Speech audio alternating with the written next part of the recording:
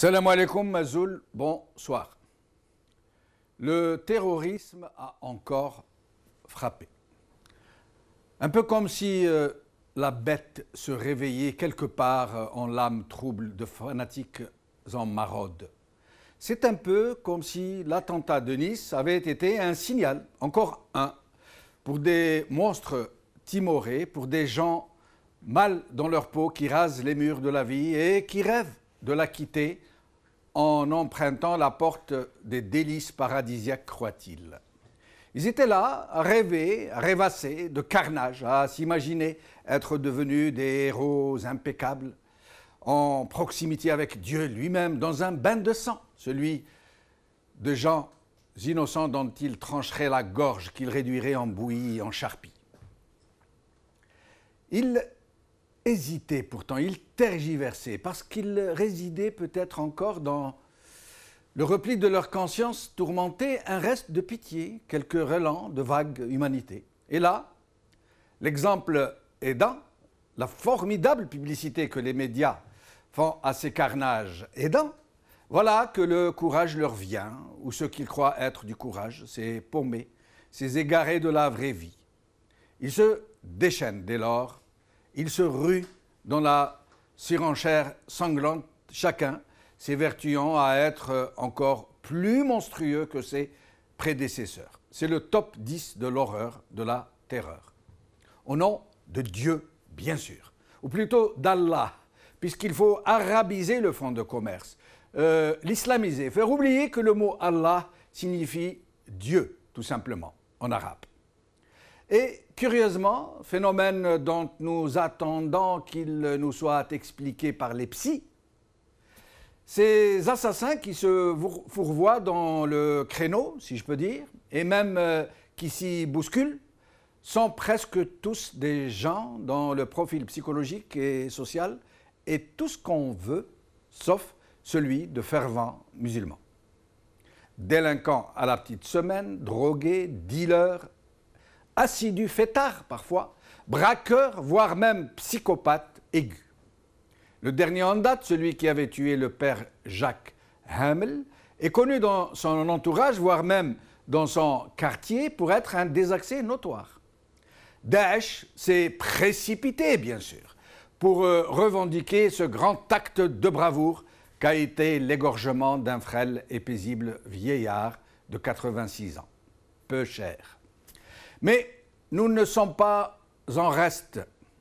Nous aussi, nous tous, avons succombé à la manipulation des peurs et aux appels de haine, nous tous, des deux côtés de la barricade, puisqu'on veut qu'il y ait des barricades entre nous désormais, voire même des fossés infranchissables.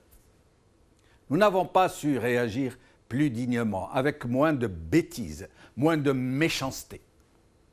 Ces crimes barbares, tout aussi barbares que ceux commis par des bombardiers sur des populations civiles, il faut le dire. Sauf que les bombardiers font plus de victimes, auraient dû susciter notre compassion, notre recueillement à la mémoire des victimes. Toutes les victimes de toutes les barbaries sont pour autant versées dans la compétition victimaire. Mais nous étions aux abonnés absents. Nous étions les uns et les autres, pris dans l'hystérie des tambours de guerre, les uns appelant à la vengeance, les autres faisant feu de tout bois, les autres enfin tentant de se faire oublier, de rentrer dans leur trou. Sale temps pour le moricaud.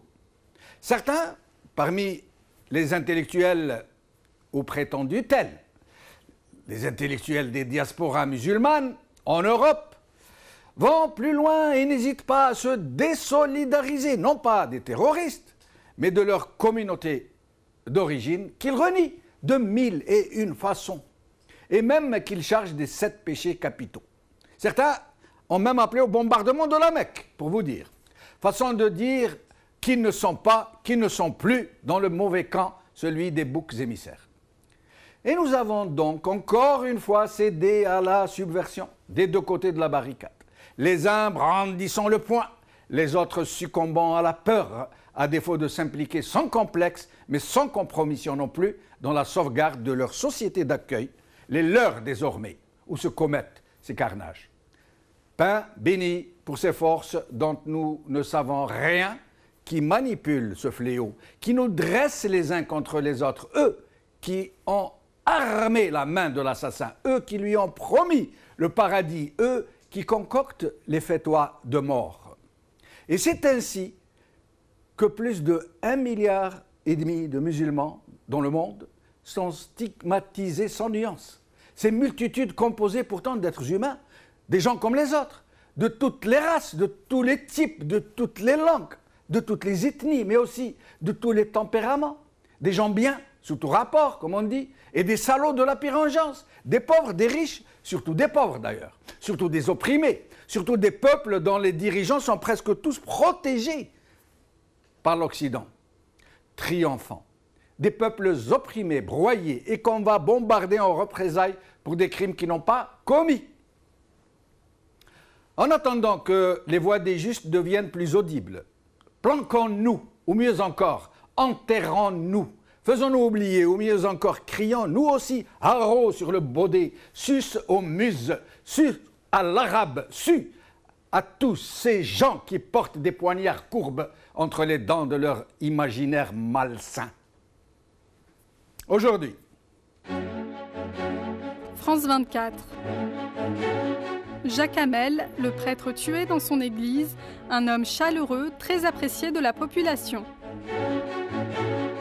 20 minutes.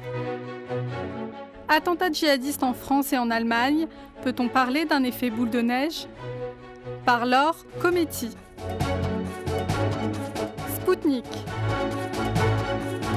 Europe, en 2 ans, les attaques terroristes ont fait 443 morts.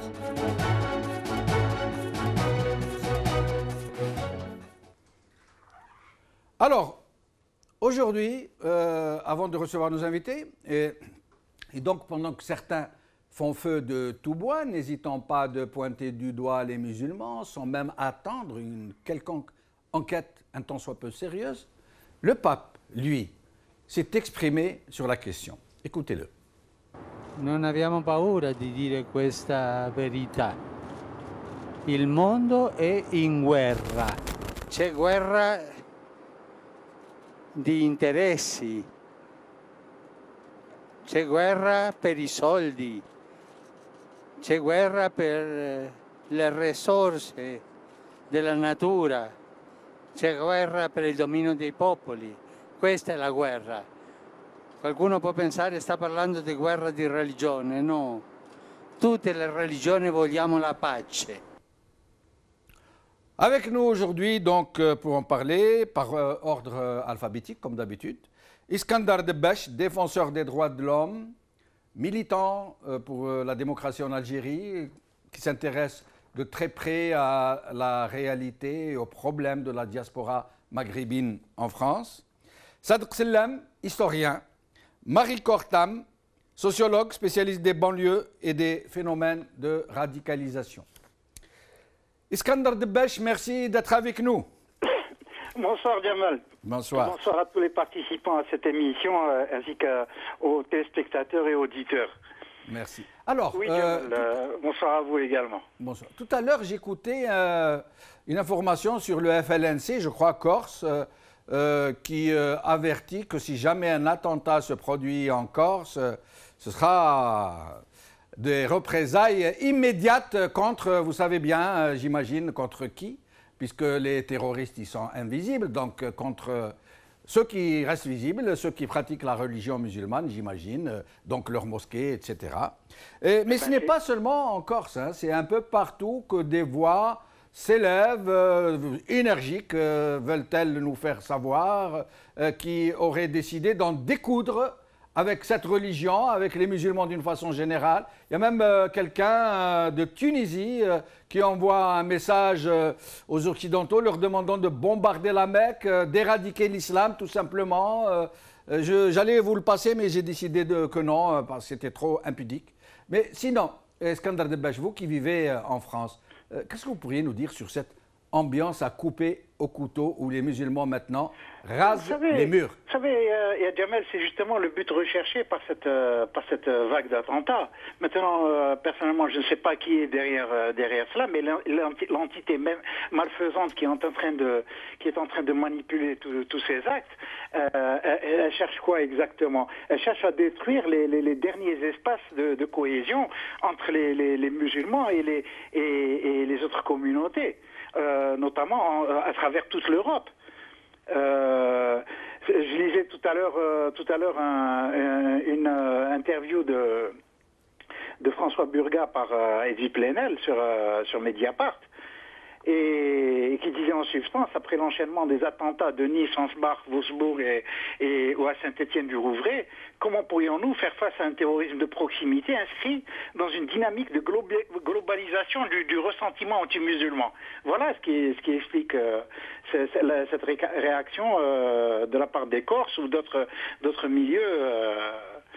Mais Iskandar Debech, moi ce que je ne comprends pas, c'est qu'en Occident, les élites ne sont pas un vain mot. Les élites intellectuelles existent bel et bien. L'université existe bel et bien. Le journalisme est autrement impliqué que sous nos latitudes.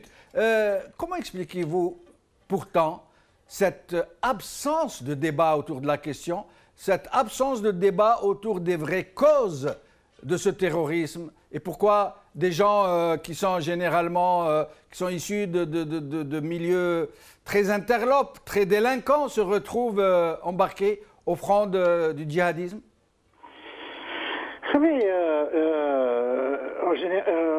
Vous savez, ce que suscite cette question, il n'y a plus de débat en France. Il n'y a plus de débat sur la question, justement, sur ces questions-là en France, notamment pour ce qui concerne le terrorisme. C'est-à-dire, il y a une vérité officielle qui est présentée et elle fait partie de ce qu'on appelle le politiquement correct. Et vous savez ce qui se passe pour les journalistes qui dérogent à ces règles, notamment. Bon, il y avait Alain Soral qui disait, excusez-moi, pardonnez-moi l'expression, mais il disait qu'un journaliste aujourd'hui est soit un péripatéticien, soit un chômeur. C'est une des deux. Donc il suit la voie qu'on lui a tracée, il dit exactement ce qu'on lui dicte de dire, et puis c'est tout. Voilà ce qui se passe. Donc il n'y a absolument plus de débat. Il y a une vérité officielle. Iskandar Debech, est-ce qu'on peut dire qu'il n'y a plus de débat, ou plutôt est-ce que nous devrions dire que les intellectuels qui débattent de ces questions n'ont pas de visibilité, qui ne sont pas invités dans certaines chaînes, notamment d'information, qui font feu de tout bois, qui présentent ces attentats selon un angle très très particulier, qui ressemble à s'y tromper, à ce qu'on dit, à mettre le feu à la baraque, quoi. Mais bien sûr, Djamal, c'est-à-dire là vous avez pratiquement tout dit. C'est-à-dire le journaliste, bon, à un moment il y a eu des journalistes de très grand talent comme Frédéric Tadei par exemple. Mais Frédéric Tadei, on a fini par le réduire au silence. On lui a offert un poste, c'est-à-dire un emploi de journaliste où il ne parle que des cinémas, où il est 3 ou 4 fois mieux payé qu'avant. Et c'est comme ça qu'on est arrivé à le réduire pratiquement au silence. Et tous les autres sont... À le neutraliser, vous voulez dire? Il a été neutralisé, oui, exactement. Ils ont tous été neutralisés. Il reste maintenant Alain Soral qui n'a pas sa langue dans la poche. Lui, bon, il essaie d'intervenir à travers des vidéos qu'il publie dans YouTube ou dans d'autres supports médiatiques. Mais bon, et qui essaye de résister, justement, notamment face à un déchaînement d'affaires judiciaires où il doit répondre devant la justice pour le moindre mot, c'est-à-dire le moindre mot qui dévie du politiquement correct, et là on lui tombe dessus avec une affaire de justice. C'est-à-dire on essaie de le neutraliser de cette manière-là, et puis lui il essaie de résister comme il peut, c'est tout ce qu'il y a. Restez avec nous, Iskandar Debech, justement avec nous aujourd'hui Marie Kortam, qui est une de ces intellectuels qui essaye de s'impliquer, de parler, d'essayer de comprendre, qui ne sont pas très audibles, mais qui essayent, qui ont le mérite d'aller à contre-courant et de dire des choses. Marie Kortam, merci d'être avec nous. Merci à vous, bonsoir. Bonsoir. Alors, Marie Kortam, C'est quoi ce terrorisme? C'est un phénomène de société? C'est quoi? Qu'est-ce que c'est? Bah, je ne sais pas, pour commencer, si on peut qualifier ce qui se passe de terrorisme. Moi, je dirais qu'on est de plus en plus avec des actes isolés. Par définition, un terrorisme, ça porte en lui un projet de société. Donc, c'est pour porter un nouveau modèle. Donc, je ne sais pas si ce qui se passe, ça le fait. Moi, je dirais qu'on est plus dans des actes isolés, dans une violence dans la société et pas contre la société. Donc, tous ces actes font que, si je vois bien votre titre, c'est plutôt, moi, je dirais, la domination des ignorances ou la visibilité des ignorants que le choc des ignorances. Parce que vraiment, on est dans un discours univoque où on entend que, je suis désolée, des ignorants parler de terrorisme, de guerre, de qualifier tout le monde de tout et de n'importe quoi, et surtout de stigmatiser toute une communauté, comme vous l'avez dit, qui porte des imaginaires très variés, des cultures très variées, et on les stigmatise au nom du terrorisme. Mais ces gens, ces terroristes, ces gens qui se font exploser, qui écrasent les autres depuis un camion, avec un camion, qui tirent sur la foule. Généralement, ces gens-là, ce ne sont pas les émirs hein, qui font des fétois ou des ulamas. Ce sont des gens intellectuellement très, très, très limités, pour le moins qu'on puisse dire. Ça veut dire que ces gens-là ne peuvent pas être porteurs d'un projet de société, ils ne peuvent pas être porteurs d'une vision sociétale, d'une vision historique, civilisationnelle encore moins. Tout à fait. C'est pour ça que je dis, ils n'ont aucun projet. Donc, certes, ils font de la terreur, certes, ils assassinent, certes, ils sont responsables de leurs actes, mais de là à parler d'un terrorisme qui frappe, je ne suis pas tout à fait sûre qu'on peut utiliser ce terme de terrorisme. Donc après, on est dans un contexte et dans un environnement qui libère beaucoup de pulsions et qui libère de souffrance, que ces jeunes habillent leurs actes idéologiquement, alors que cette radicalité, elle est déjà en eux, donc elle existe déjà, surtout que c'est des jeunes... Pourquoi cette radicalité? Qu'est-ce qui les motive justement? Qu'est-ce qui les stimule? Qu'est-ce qui les pousse à de telles extrémités où ils vont perdre la vie? Est-ce seulement la foi? Cette foi inconditionnelle, illimitée, intégrale, est-ce qu'ils croient vraiment qu'ils vont aller au paradis, qu'ils vont enfin être débarrassés de toute cette misère qu'ils ont traînée toute leur vie, dans ces réduits sociaux que sont les banlieues? Je pense qu'on va vraiment séparer les choses parce qu'on ne peut pas inscrire tout comme les attentats de novembre 2015 à Paris. Donc ça, c'est différent. Moi, je parle précisément des derniers attentats à Paris exercés par ces ces jeunes. Donc, ces jeunes-là, je ne dirais pas que c'est la foi qui les a motivés, différemment des jeunes qui ont commis les attentats de novembre. Ces jeunes-là, on voit bien que ce sont des actes isolés, non organisés. On voit bien aussi que l'État islamique a beaucoup pris du temps, plus que d'habitude, pour revendiquer l'attentat de Nice. Là, la question aussi reste posée. Et après que ces jeunes ont vraiment un mode opératoire, je dirais très passionnel et émotionnel. C'est plus les kamikazes qui vont aller tuer, se faire exploser. Ils gardent quand même intact leur corps. Donc, c'est pas vraiment, je dirais, à mon sens, c'est pas la foi. C'est plus une souffrance en soi qui explose et qui fait exploser l'autre avec. Donc, pour faire... une certaine forme de vengeance contre la société? Oui, mais je dirais surtout aussi une vengeance de soi-même, de ce jeu qui est en moi et de la société en même temps. Donc oui, je me venge parce que moi, de la société, parce que j'ai perdu mon travail, parce que j'ai été assignée à résidence, je suis fichée S, mais je veux dire que ces facteurs aussi, tous ceux qui sont dans ces conditions, bien sûr, ils ne sont pas capables de faire de passer à l'acte et de faire de tels actes de terreur. Mais après, tout dépend aussi de la résistance et de l'intégrité de la personne. C'est au cas par cas. Restez avec nous, Marie Courtam. J'essaierai de vous demander tout à l'heure de nous dire justement, que vous parliez vous-même de ce retard qu'a mis Daesh avant de revendiquer l'attentat de Nice, comme s'ils avaient été pris de court, alors qu'au même moment, les politiciens français se sont rués dans le créneau pour dire c'est un attentat islamiste, terroriste, que la personne s'est radicalisée très vite, etc., que c'était signé Daesh, etc. Nous recevons à présent Sadr Sellem qui est avec nous en duplex depuis Paris. D'accord, Sadr Sellem n'est pas encore prêt. Skandar Debbash, je reviens vers vous. Oui.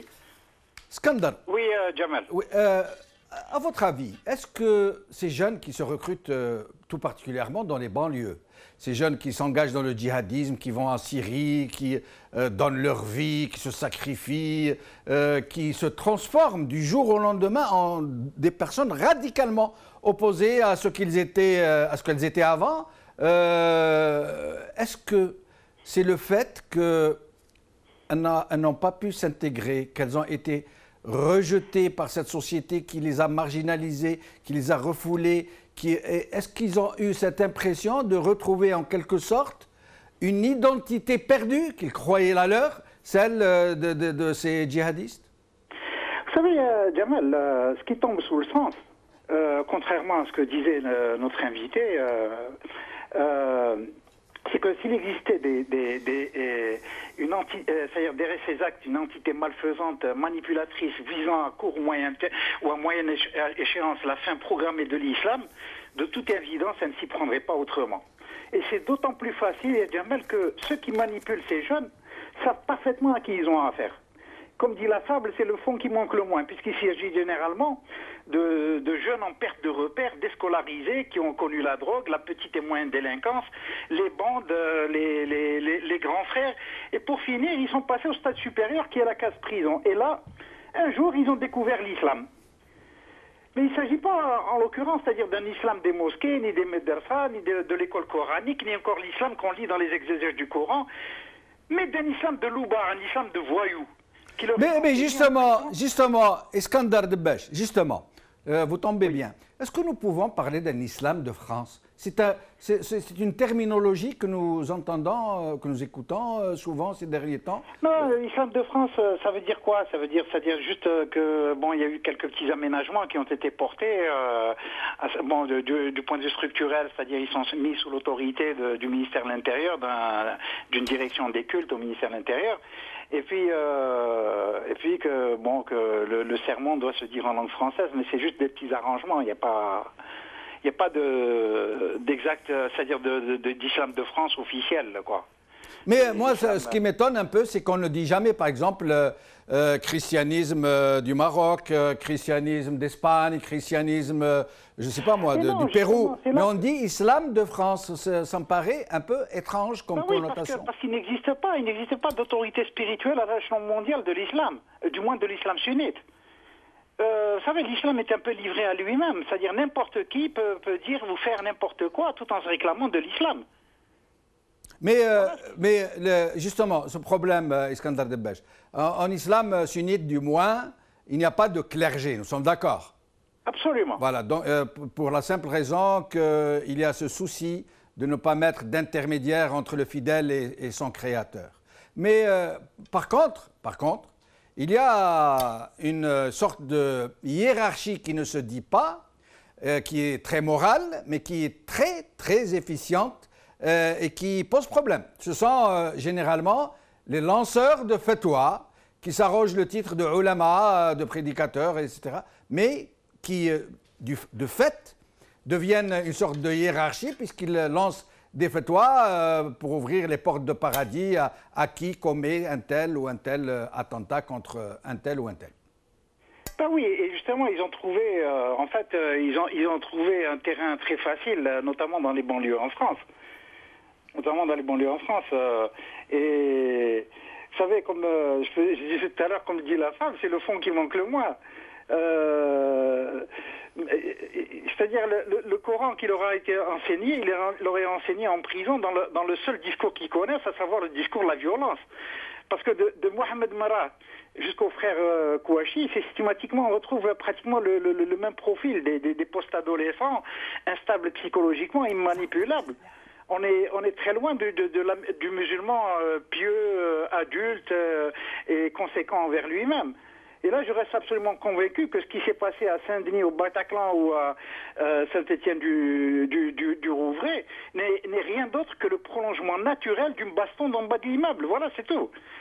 Pour illustration, il y a François Burgat l'explique en ce sens que l'injustice mêlée au déni de droit constitue un mélange explosif fait de haine et de peur. Quand on a la haine au point d'annihiler je lis, je cite, la moindre émotion, si les circonstances s'y prêtent ou que l'on en a les moyens, quoi que l'on défende, on peut facilement passer à l'acte. Nul n'est un ange en temps de guerre. À qui la faute? Maintenant, c'est là le grand point d'interrogation. Restez avec nous, Iskandar Debech. Nous recevons à présent Sadr Sellam, que nous remercions d'être avec nous. Sadr. Merci, Sadr Sellam. Alors, Sadr Sellam, d'abord, votre sentiment. Je sais que vous suivez de très près ces événements, de beaucoup plus près que ne pensent certains. Vous êtes vous-même historien. Vous êtes très impliqué dans ce que vit la communauté musulmane en France. J'aimerais que vous nous disiez d'abord votre sentiment sur ces attaques, ces attentats à répétition qui mettent tout le monde dans une sale passe, pour le moins que je puisse dire. D'abord, c'est un sentiment d'horreur et de consternation parce que ça, d'abord, tuer des innocents, c'est interdit par toutes les morales. Et deuxièmement, le dernier acte là, au sein d'une église, qui est une maison de Dieu, pour des gens du livre qui ont des droits dans le Coran depuis le début, et puis qui s'attaquent à une vieille personne de 84 ans au moment de la prière. Donc on a des abjections superposées et qui sont commises en une seule fois. Et c'est d'autant plus bouleversant pour nous que ce genre de prêtres, d'hommes de Dieu, ont été les premiers à défendre les droits des musulmans à avoir des salles de prière plusieurs décennies avant l'État laïque lui-même. Et ils ont réussi à convaincre la hiérarchie catholique de faciliter l'ouverture de lieux de culte. Donc les musulmans sont les premiers à être consternés. Et ils s'interrogent sur les résultats, les acquis de plusieurs décennies de dialogue islamo-chrétien, un dialogue de proximité dans les petites villes entre les curés qui vont voir les imams. Et la question qui se pose, c'est comment cet état d'esprit peut rester ignoré de ce genre de jeunes qui sortent de l'adolescence, dont certains sont pratiquants, d'autres pas. Donc ça pose le problème de l'encadrement des jeunes musulmans en France. On va y venir, Sadr Sellam, on va y venir. J'aimerais vous poser la question sur ce que vous pensez de l'intervention du pape, qui, contrairement à tous les Cassandres qui sont en train de faire feu de tout bois, a dit oui, nous sommes en guerre, le monde est en guerre, mais contrairement à ce que croient les gens, ce ne sont pas des guerres de religion, ce sont des guerres d'argent, ce sont des guerres d'influence, ce sont des guerres de toutes sortes, mais pas des guerres de religion, puisque toutes les religions n'appellent pas, aucune des religions n'appelle vraiment à la guerre. Qu'est-ce que vous en pensez? Toute la hiérarchie catholique a réagi de la même manière. Ils ont fait preuve d'esprit évangélique admirable. Et ils ont refusé tout discours de haine et ils refusent la fatalité de la guerre des religions parce que la religion musulmane, ils la connaissent depuis des décennies, ils sont en dialogue avec les musulmans et l'évolution de ces dernières années va dans le sens du rapprochement, de l'amitié, l'amitié qui est recommandée dans le Coran. Tajidanna aqrab an-nasi mawaddatan lilladhina amanu alladhina qalu inna nasara. Les proches en amitié des croyants musulmans, ce sont les Nazaréens, c'est-à-dire les chrétiens. Nsara, comme on dit, nous. Ouais. Bon. Et donc, les religions, évidemment, quand il y a un prénom musulman, même si c'est un mariage mixte, parce que le type d'ex-les-Bains, là, il a un nom Petit Jean français et un prénom musulman. Oui. Et il reste que ce sont des enfants de la communauté qui tournent mal, donc ça interpelle tous ceux qui parlent au nom de l'islam. Et ça interpelle évidemment l'État laïque lui-même. Sadr Sellam, excusez-moi de vous interrompre. Vous dites que les catholiques sont globalement en train de réagir de façon très digne, très apaisée. Est-ce que cela n'est pas dû au fait qu'ils ont connu des précédents en Algérie, notamment les moines de Tibhérine, et tous les autres prêtres, il y en a eu plusieurs, hein, les Pères Blancs, le Monseigneur Claverie d'Oran, l'archevêque d'Oran, et dont on sait aujourd'hui qu'ils ont été plutôt les victimes de ceux qui manipulaient les islamistes, les JIA, les groupes islamistes armés. Est-ce que ce n'est pas dû à ça? Est-ce que cette prudence n'est pas dictée par la nécessité de ne pas aller trop vite, de ne pas accuser les uns ou les autres avant de connaître les vrais commanditaires, ceux qui agitent vraiment cet épouvantail de l'islamisme armé? Ça, c'est une réflexion chez une élite qui fait des comparaisons historiques. Mais les réactions spontanées de l'évêché de Rouen, c'était d'éviter toute escalade, d'éviter toute diabolisation de l'islam sans nuance. Donc, ce sont des réactions qui méritent l'admiration. Parce que vous avez chez les catholiques de base, le réflexe spontané consiste à mettre en accusation sans nuance toute une communauté, toute une religion. Ça n'a pas été le cas. Et le mérite revient à la hiérarchie catholique et aux responsables locaux. Et c'est d'autant plus important que jusqu'à 2012, les musulmans on leur a pratiquement ordonné de ne dialoguer qu'avec le CRIF. Aux dépens du dialogue avec l'Église, c'était quand Sarkozy voulait soi-disant organiser l'islam. Et donc il y avait très peu de rencontres islamo-chrétiennes parce que les responsables de l'islam, on leur a recommandé très fortement de ne dialoguer qu'avec le CRIF, qui n'est même pas une instance religieuse. Mais justement, cet islam de France, oui. Cet islam de France dont tout le monde parle, je sais que vous suivez de très bien cette question. Qu'est-ce que vous pensez de cette notion d'islam de France? L'islam, il est de toujours et de partout. Il y a des musulmans de France, mais l'islam, c'est le même. C'est les 5 prières, il y a un apprenti réformateur qui prétend ramener le nombre de prières de 5 à 2, mais il a fait rire plutôt qu'autre chose. L'islam de France, c'est un élément de langage. Oui, mais Sarkozy est spécialiste des éléments de langage. On en parle comme si c'était une véritable institution, une structure, une forme de nébuleuse détachée du reste de la Oumma. C'est de cette façon dont parlent les politiciens. Ils parlent d'islam de France, comme s'il se distinguait du reste de l'islam. Oui, islam de France, écoutez, l'Évangile dit aux chrétiens, soyez dans le monde, ne soyez pas du monde. Oui. Et ça s'applique aux musulmans. Les musulmans sont de France, mais l'islam, il est de partout. C'est le même islam sunnite depuis toujours, qui s'adapte aux réalités sociologiques et culturelles. Donc ça, c'est un faux débat. Mais il reste que les promoteurs de ce slogan Islam de France méritent de faire un examen de conscience pour méditer sur cette carence éducative. Les musulmans sont consternés quand ils voient des jeunes qui réussissent au bac et qui passent, on ne sait pas comment, au terrorisme. La première cause à incriminer, c'est le déficit éducatif. Toutes les enquêtes ont montré que les jeunes qui apprennent l'islam dans les mosquées n'ont jamais été impliqués dans le terrorisme. Mais donc le problème se pose. Sadr Sellam, excusez-moi de vous interrompre, une question d'importance que j'ai déjà posée à un précédent invité.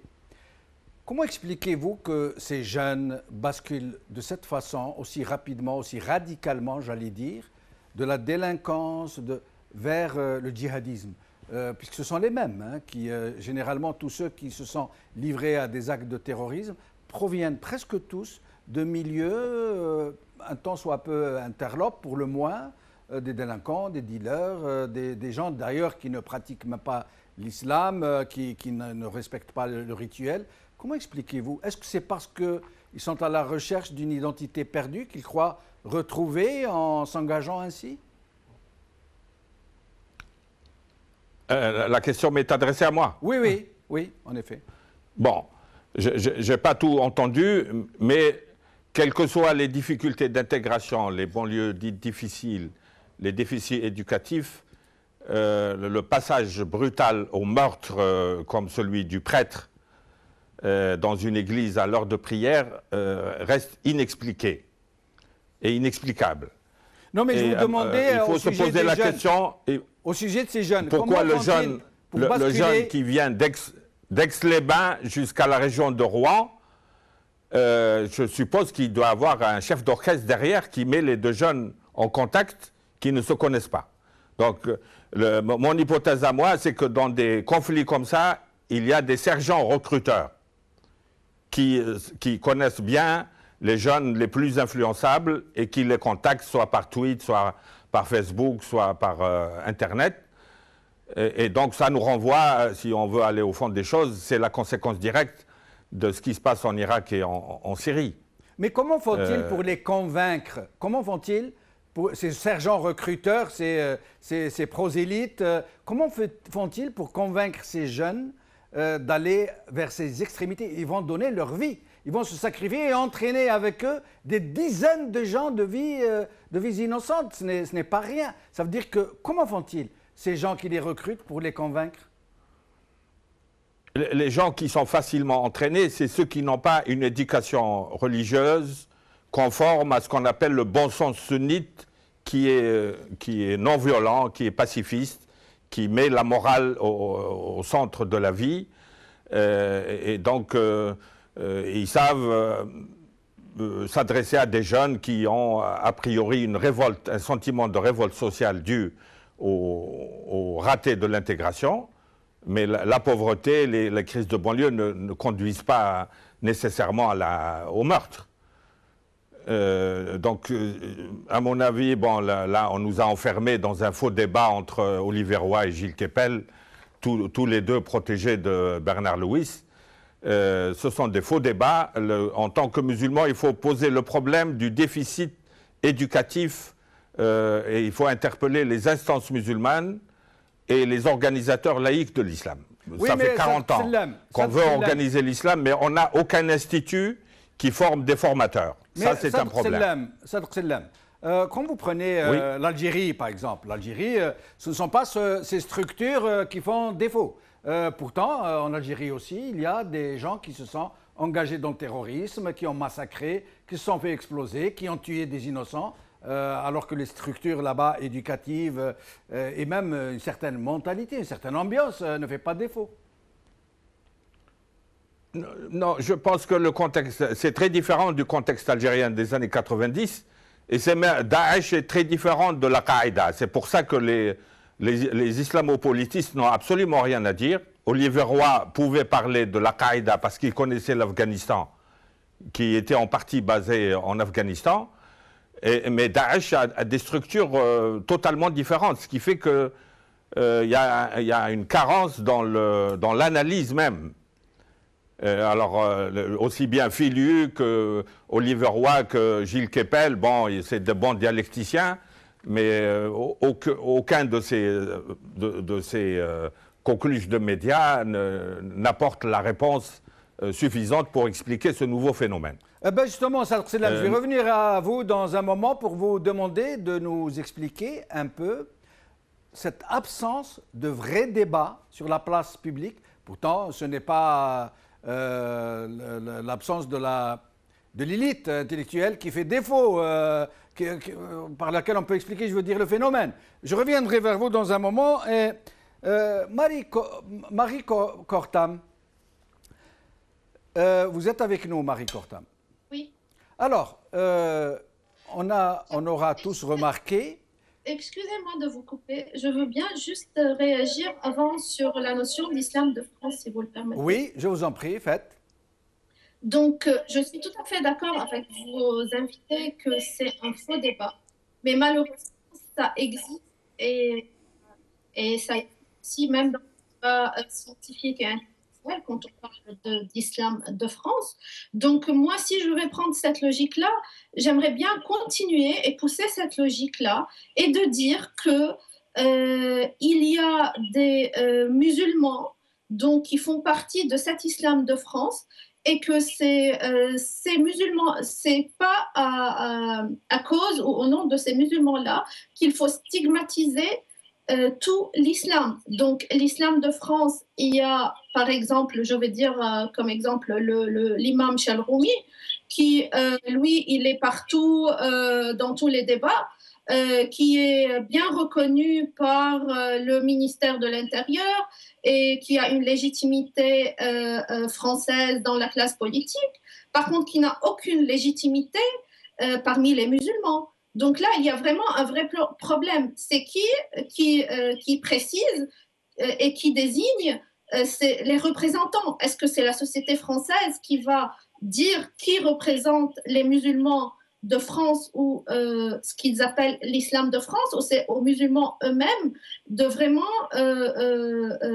déléguer quelqu'un ou choisir qui va s'exprimer à leur nom. Donc j'ajoute aussi pour pousser ça, alors s'ils parlent de l'islam de France, donc ce sont les séquelles de l'islam de France, ce que la société française est en train de vivre aujourd'hui. C'est cette marginalisation de toute une population, de rendre une catégorie politique qui est devenue l'islam de France, alors qu'à la base, ça devrait être qu'une communauté religieuse. Donc, vous comprendre cet islam de France, c'est cet islam quelque sorte officialisé, aseptisé, stérilisé, qui porte Sheshia, qui parle patawet, qui est invité un peu partout dans toutes les chaînes de télévision pour dire des choses qui ne veulent rien dire.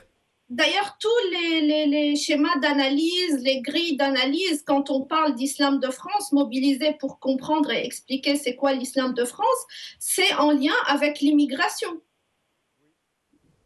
Mais sinon, moi je voulais vous poser une question, Marie.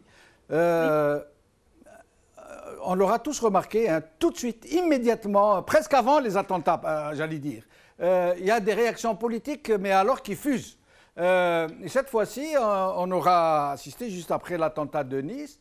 Le chef de l'État français s'est précipité pour dire que c'est un acte, alors que l'enquête n'avait même pas encore démarré. Que c'était un acte terroriste islamiste. Un autre a dit que c'est signé Daesh. Un autre dit, après avoir dit que en l'occurrence le ministre de l'Intérieur, après avoir dit qu'il fallait attendre, que rien n'était sûr, et puis après, juste après, parce que ses supérieurs s'étaient prononcés, il a rejoint le train en marche pour dire que le terroriste s'était radicalisé très vite. Qu'est-ce que vous pensez de ce discours politique qui est concomitant avec les actes terroristes, qui va de pair pour récupérer justement, on dirait, cette latence islamophobe? Moi, j'ai l'impression que le jeu politique en France est devenu vraiment très grave et que la classe politique et les élites politiques de droite comme de gauche font de ce terrorisme leur fonds de commerce sans vraiment savoir où ils sont en train de mettre les pieds. De parler tout le temps de guerre en France, qu'on est en guerre, donc cette guerre qui a été transportée en France par la crise au Moyen-Orient, et donc de créer une même crise qui, par leur discours et par cette stratégie politique, je dirais même, essayent de la transformer en guerre, ça devient un jeu politique très dangereux, parce que c'est là où on assiste à la libération et vraiment à la récupération d'énergie meurtrière et des investissements meurtriers dans l'espace public. Et c'est là ce contexte et cet environnement qui libère toutes ces pulsions et toutes ces énergies qui font qu'on veut s'investir dans ce qu'on appelle le terrorisme. Mais la guerre, je pense qu'ils ne savent pas c'est quoi la guerre. Je veux bien croire que quelques membres de cette classe politique ont vécu de près ou de loin une guerre, mais si on arrive vraiment, et comme l'a dit bien le patron de la DGSI, qu'encore 2-3 attentats et on est au bord de la guerre civile en France, donc je pense qu'il faut bien qu'ils s'activent et qu'ils changent complètement de stratégie politique, parce que vivre une guerre, et surtout ici avec cette division religieuse et communautaire, c'est pas pour la cohésion sociale dont il... Nous, Marie Courtam, jusqu'à la fin de l'émission. Iskandar Debech, très rapidement, qu'est-ce que vous préconisez pour essayer de faire bouger les lignes, pour que la société civile s'implique davantage, se pose des questions, essaye de comprendre? Oui, j'aimerais d'abord répondre à Madame Corstam sur une chose. Contrairement à ce qu'elle dit, il n'y a pas de personnalité qui représente politiquement les musulmans de France sur le territoire français. Vous savez, la France, c'est un pays depuis... Il y a des représentants officiels. Il y a les représentants officiels, comme le CFCM, par exemple. Il y a des personnalités qui encadrent la pratique de l'islam. C'est un autre registre. Mais des représentants officiels des musulmans, ça n'existe pas. Non, au contraire. Il n'y a pas de vrais représentants des musulmans de France, des gens qui sont vraiment élus pour les représenter, mais il y a une représentation officielle, adoubée par l'État français. Attendez, il faut s'entendre sur ce terme. Les musulmans choisissent leurs représentants parmi les députés qu'ils élisent lors des élections législatives. Des députés qui sont là, qui font partie, qui dépendent de partis politiques. Il n'existe pas de représentants officiels des musulmans de France en tant que communauté. Depuis la révolution de 1789, il n'existe plus de corps intermédiaire entre le citoyen et la République. Voilà ce qu'il en est. Maintenant, qu'il y ait des personnalités qui encadrent la pratique de l'islam. Mais Iskandar Debech, à votre avis, c'est FCM. C'est FCM. Ça veut dire ce que ça veut dire. Oui. Oui. Le CFCM, je vous dis, Jamal, le CFCM, à l'époque où Sarkozy l'a créé, il l'a créé justement pour encadrer les mosquées et faire comment éviter, c'est-à-dire les dérives salafistes en France, dans la pratique de l'islam ou dans la pratique de la religion, etc. Or, il n'en est rien. C'est-à-dire il y a des mosquées qui échappent totalement à l'autorité du CFC, du Conseil français du culte musulman, justement. Et c'est justement pour ça que certaines mosquées... Je suis obligé de vous interrompre, Iskandar Debech, excusez-moi, il ne reste plus beaucoup de temps, je reviens vers Sadr Sellam. Sadr Sellam, donc cette absence de débat, cette absence de vraie discussion sur le fond, sur les causes, sur ce qui risque d'arriver si l'on y prend garde? Bon, on a eu des apprentis réformateurs de l'islam qui, après le 7 janvier 2015, ont répété sur les chaînes d'information continue qu'il faut que la solution serait dans le changement de théologie, dans l'abrogation des versets du Coran qui déplaisent aux laïcards, quelqu'un a sommé les musulmans de cesser de croire à la révélation. Donc ils ont créé une illusion auprès de l'opinion française de bonne foi que eux, si on les invite souvent à la télévision, ils vont régler ce problème mondial et historique du terrorisme.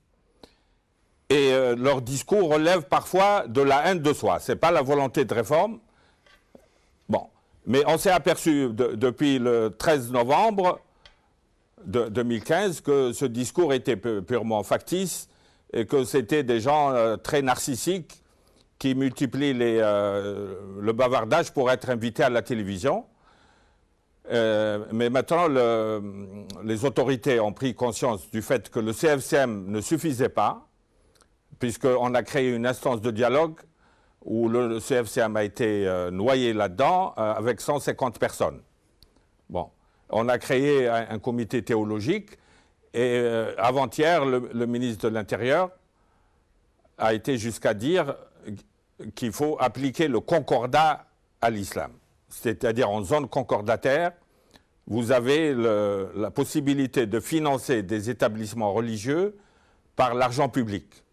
Et là, il est en rupture avec une jurisprudence là, qui remonte aux années 90, quand Mitterrand a proposé la création d'une faculté de théologie musulmane à Strasbourg, et son ministre de l'Intérieur l'a refusé. Alors, sous l'effet de l'urgence, les autorités elles-mêmes posent le problème d'ordre éducatif.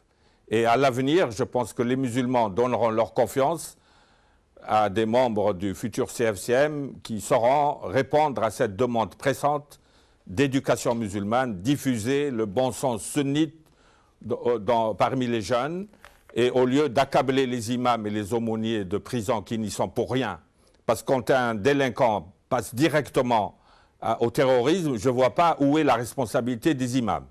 Par contre, les apprentis réformateurs de la petite émission islamique de France 2 peuvent toucher ces jeunes-là par le biais de la télévision qui a plus d'audience, mais cette émission ne parle plus de religion. Le 15 mai dernier, cette émission a donné la parole aux janvieristes des années 90 qui ils sont mis en difficulté par les chaînes privées en Algérie. D'ailleurs, ça a soulevé un véritable tollé. Ils viennent chercher refuge médiatique. Ça a soulevé donc un les véritable responsabilités. Oui. Oui, je vous disais que ça avait soulevé un véritable tollé. Oui, c'est scandaleux. Je pense que c'est responsable il y a des articles qui ont révélé les protections tout à fait choquantes et qui ont dévié cette émission dont je me suis occupé pendant 7 ans, quand c'est le professeur Berk et Bamat et Kinani et Hamidullah qui étaient là. Maintenant, c'est des affairistes dont on apprend qu'ils dépendaient de l'Afrique tunisienne et de quelques éradicateurs algérois. C'est de ce côté-là qu'il faut chercher les responsabilités au lieu d'accabler les imams qui terminent toujours leur prêche par la paix. Excusez-moi de vous interrompre. Il n'y a pas plus pacifiste que ça. Excusez-moi de vous interrompre. Comme il ne reste plus beaucoup de temps, moi j'aimerais vous poser une question très simple et je vous demanderai de me répondre de façon très claire. Pourquoi des gens comme vous, qui sont fortement impliqués, qui sont très écoutés par la communauté musulmane de France, ou en France, pourquoi vous n'essayez pas de faire s'ébranler une vraie dynamique pour essayer vraiment de créer quelque chose qui puisse être une alternative à toutes ces organisations fantoches? La question m'est posée à moi. Oui. Oui, ben, écoutez, c'est des problèmes qui remontent à... Vous avez le problème des médias. Les médias qui invitent les musulmans de service, qui pour être invités à nouveau caressent dans le sens du poil les journalistes parfois islamophobes. Bon. Maintenant, il y avait l'illusion assimilationniste, même dans les pouvoirs publics, où on disait que le problème de l'islam va être réglé par le temps. Tout ça, c'est du passé. On a pris conscience que les musulmans ont besoin, de l'intelligence de la foi, ce qui suppose des établissements d'études et de recherche. 2, ils ont besoin de l'encadrement de leurs jeunes comme les autres communautés. On a prétendu les priver de ces 2 droits élémentaires. Bon. Maintenant, quand on aura encadré les jeunes suffisamment, il reste les origines extérieures du terrorisme, c'est-à-dire les crises en Irak et en Syrie. Et ça relève de la géopolitique, des choix qui ont été faits. Et bon, mais quant au terreau, parce que là, on a le débat a avancé grâce à Manuel Valls qui a parlé d'apartheid social et de Emmanuel Macron qui a parlé de terreau du terrorisme. Ça, on a avancé dans le débat, mais il reste qu'il n'y a pas de guerre avec un risque zéro. Merci. Quels que soient les progrès de la technologie. Merci Sadr Sellem, en espérant vous revoir plus souvent dans cette émission. Merci Iskandar Debesh, merci Marie Kortam, merci à vous d'avoir suivi cette émission. Bqa ala khair, Slama.